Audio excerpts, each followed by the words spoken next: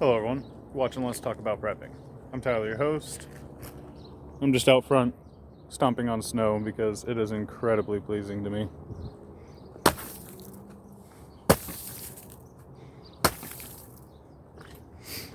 But today, eventually, we'll talk about the coronavirus. But honestly, I'm sick of the coronavirus. First, we're going to talk about how bad my week's been. Not going to complain, but I'm going to share some relevant bits with you. I've had a couple of personal life changes that are going to greatly affect what my life looks like, so I've been stewing over those. Then my car got cancer. I noticed it was running pretty poorly, had a little bit of a rough sound to it, so there's lesson one. Listen to your car. Don't have your music up so loud or your air up so loud, or just not be paying attention to the point where you can't notice a knock or a rough engine sound.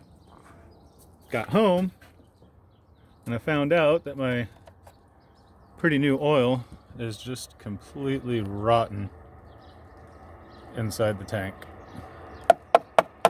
There's just water dripping out of it.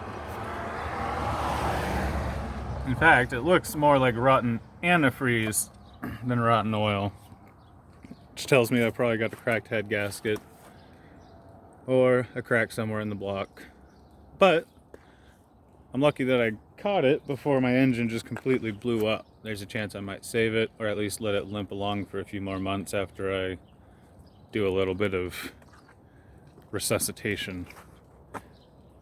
But I've taken a lot of time off lately and tapped my reserves, so it's gonna be a minute before I can afford a new vehicle. Fortunately, lesson number 2, I don't need a vehicle.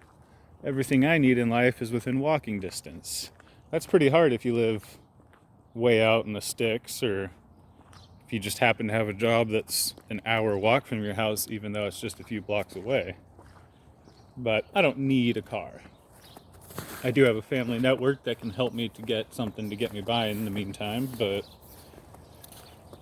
this would be a catastrophe for many people. I'm just lucky enough that A, I have always bought my cars outright and never gone into debt for a vehicle. So this is no financial loss to me. The thing was actually technically just a trade a while back. And I'm not screwed without a car.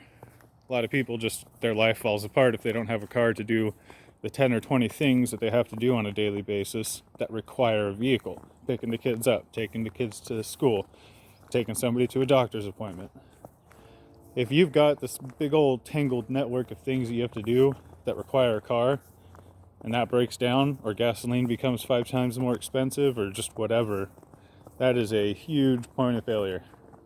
One of my greatest reliefs is that A, I'm not into debt on this car, and B, my life might slow down a little bit in that I need to walk further, or, well, walk anywhere I need to go, and that takes quite a bit longer.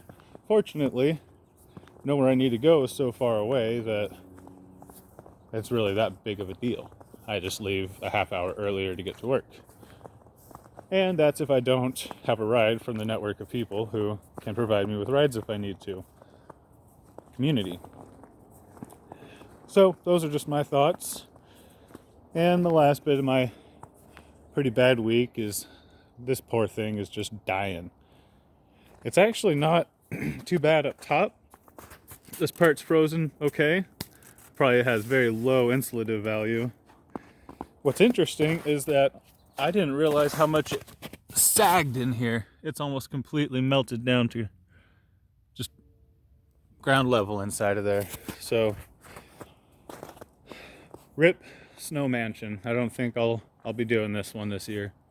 Maybe we'll get a lot of snowfall later and I'll build it again, or maybe I'll just go up into the mountains and dig a real one like you do for survival situations, which would probably be better because while this one's pretty cool, it's just for fun.